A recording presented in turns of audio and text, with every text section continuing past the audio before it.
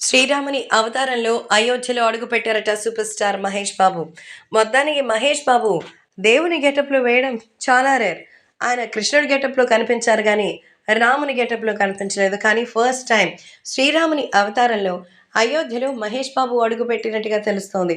Super star Mahesh Babu చూడ చక్కని రూపం. శ్రీరాముని రూపం వేస్తే ఎలా ఉంటుందో తెలీదు. సో, కృష్ణ గారైతే పలు రకాలైనటువంటి ఆధ్యాత్మిక పాత్రలు చేశారు గానీ, ఇంతవరకు మహేష్ బాబు అయితే టచ్ చేయలేదు.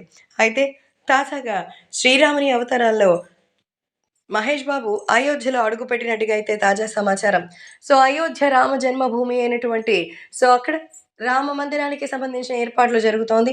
22న ప్రాణ ప్రతిష్ఠకు రావాలని మహేష్‌కి ఆహ్వానం పంపించడంతో మహేష్ శ్రీరాముని అవతారంలో కుటుంబ సమేతంగా అక్కడ అడుగుపెట్టినట్టుగా తెలుస్తోంది.